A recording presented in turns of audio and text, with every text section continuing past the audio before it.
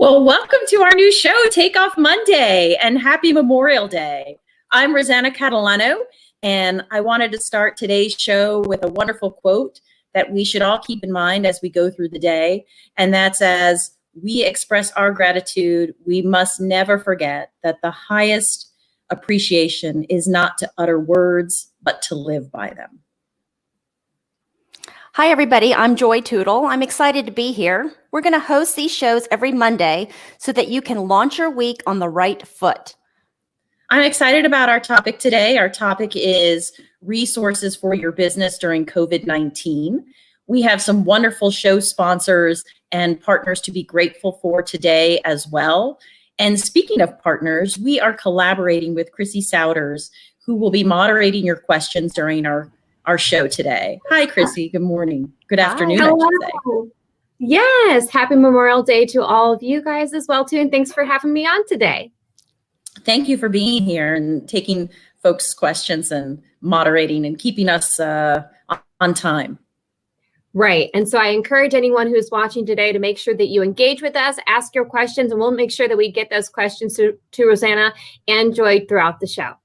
See you soon. Fantastic.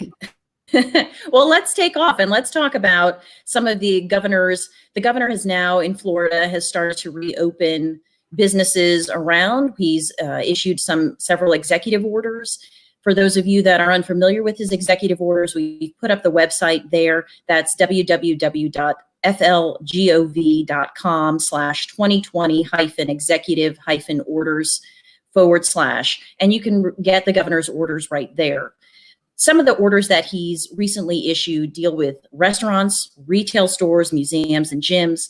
He's allowing them to be opened at 50% capacity, as well as having people continue to social distance and follow CDC guidelines within those stores. There is plans now for amusement parks to be opening up. The governor has asked for amusement parks to submit their reopening plans to the state of Florida. And he has also asked for vacation rentals to submit their reopening plans to the DBPR secretary. That's the Florida Department of Business and Professional Regulation, their secretary, Halsey Bashirs, with a written request from the county administrator with regards to vacation rentals. The governor has also opened up barbershops, cosmetology salons, and cosmetology specialty salons. I am thankful. My hair is thankful.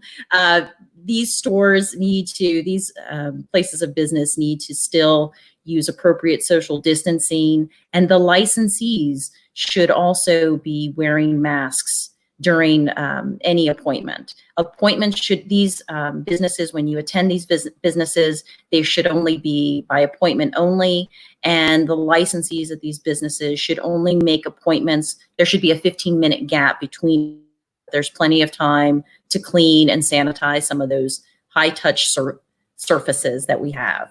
So those are the businesses that have been opened during phase 1 here in Florida. If you have any questions about those, please be sure to list your questions here during the live. You can also reach out to us. We'll have our email addresses available at the end of the show. You can send us any questions that you may have. So let's get on with some of the resources that are available to businesses here in Florida. So one of the first resources that has come, and I'd hate to say gone, is the Florida Small Business Emergency Bridge Loan Program. This program was providing short-term interest-free loans of up to $50,000 to small businesses that had 2 to 100 employees. Unfortunately, they are no longer taking applications for this particular program. There is talk swirling in Tallahassee that there will be a special legislative session coming up in the next couple of months. If that's the case, you want to be, as a small business owner, looking for more of these types of programs coming through the state to aid your business. Now, although the Emergency Bridge Loan Program is no longer accepting applications, there is another program that is currently accepting applications, and that's the Rebuild Florida Business Loan Fund. There's $40 million available. Let me say that again, $40 million available. They are targeting industries identified by the state as key to strategic markets for future growth and businesses that will focus on making Florida's economy resilient. The fund is going to address the current gap in available affordable capital for businesses by providing longer-term loans with higher funding levels at market interest rates. And your business could be eligible for up to $500,000 in financing. I'm going to say that one again as well, up to $500,000 in financing. And this financing can go towards your inventory purchases, for construction and renovation in your business, working capital needs, and machinery and equipment purchases. The other programs that you should be aware of here in Florida are the Disaster Recovery Dislocated Worker Grant Program. The Florida Department of Economic Opportunity just released a press release on this program on Friday, just a couple of days ago. And this program is providing relief to workers in terms of temporary jobs, employment, and training services. What they're going to do with these workers is they're going to put them to work in areas of humanitarian assistance, as well as cleanup activities. So think of folks, delivering medicine and food to individuals, or setting up quarantine areas, or these individuals could be put to work in cleaning and sanitizing our schools. I know that schools are a topic that folks are talking about with regards to these phases of reopening. People that are eligible are folks that have been temporarily or permanently laid off as a result of COVID-19, as well as, and this is for the businesses, excuse me, I hit my microphone, self-employed individuals who have lost work due to COVID-19. And lastly, you may want to direct your employees to the Reemployment Assistance benefits or the unemployment compensation. This is basically what we know as unemployment compensation. You can direct your employees, if you're a business owner, to this program here in Florida. The program was plagued early on by some technical issues, people getting kicked out and having trouble applying online. According to news reports, those technical issues have been straightened out. So if you do have employees that have been laid off, you can direct them to those particular resources.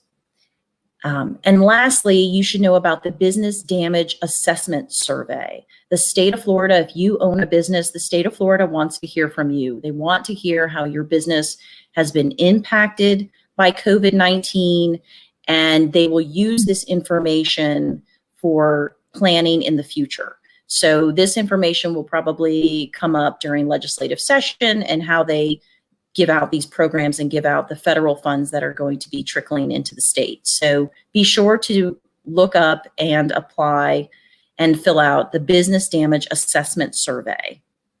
And that's that for sort of business resources. I do want to talk about one other resource that sometimes we don't think about here, and that's if your business provides a certain type of product.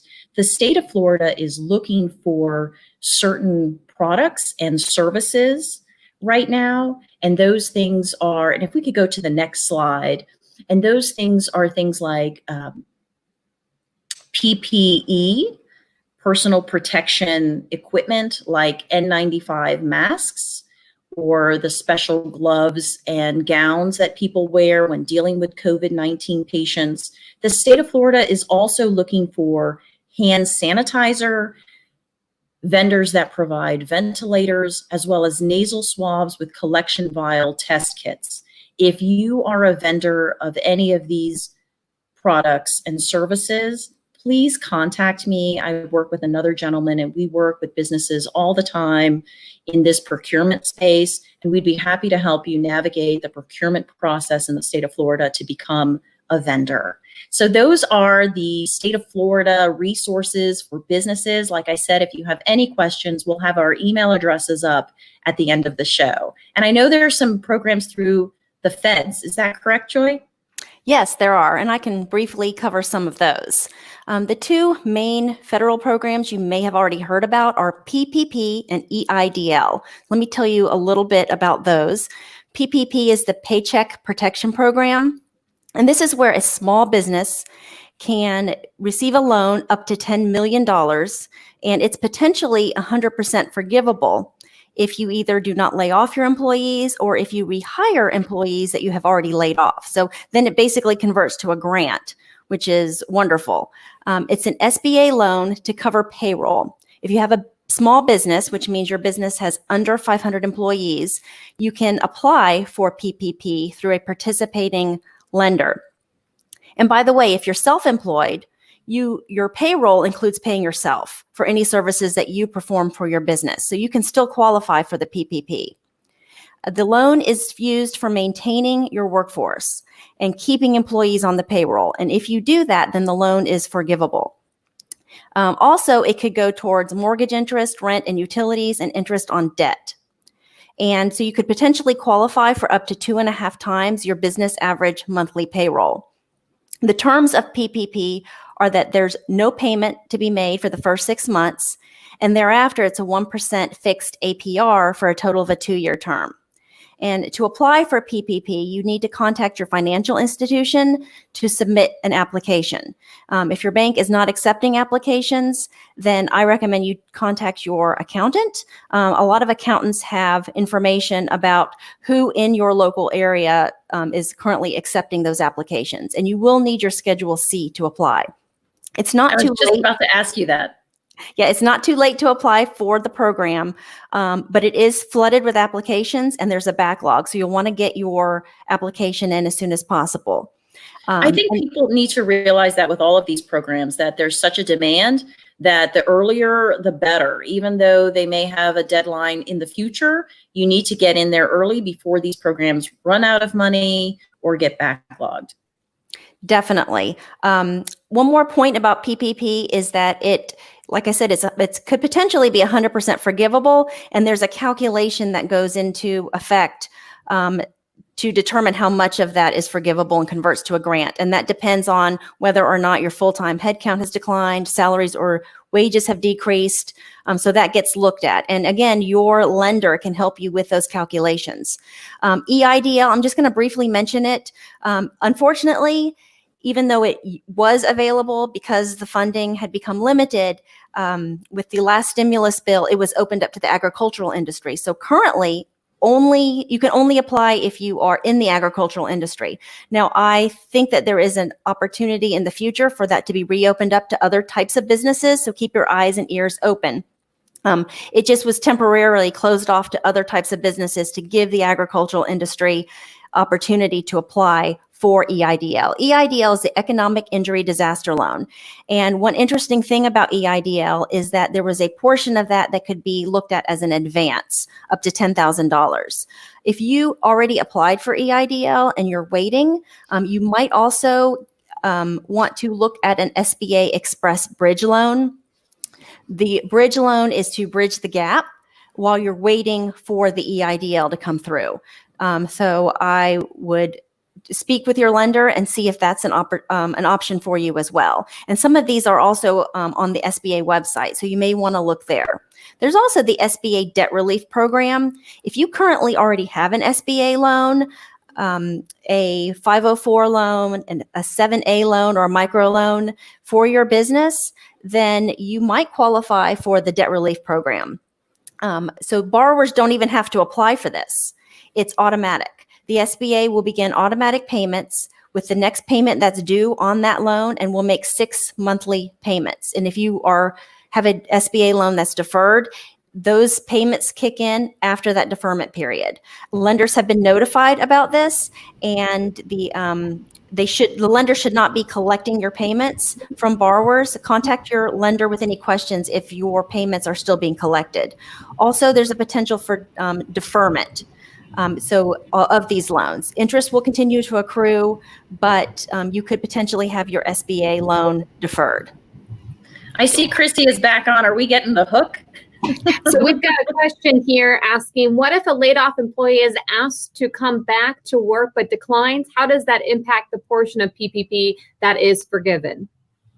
If the laid off employee declines, but there's been an official offer to return to work, then that is definitely not going to penalize the employer. If the employer attempts to rehire that employee, then they will not be penalized, and that portion goes into the calculation where they could still receive that as a grant. And I also want to point out that for the employee who declines that opportunity to be rehired, that might impact their ability to obtain future unemployment.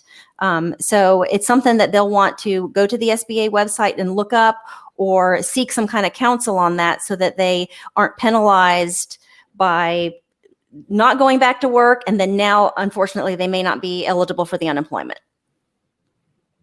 And Rosanna, yes, I am giving you guys the hook right now. We do have questions and comments that we'd love to get to. So make sure that you keep on asking those questions and comments, because this will be posted on the Facebook and YouTube page. Absolutely. And reach out to us via email, or my cell phone's right there on the screen. Reach out to us if you have any questions. We'd be glad to follow up. And thank you. We'll see you next week. I believe next week our topic will be podcasting in your business.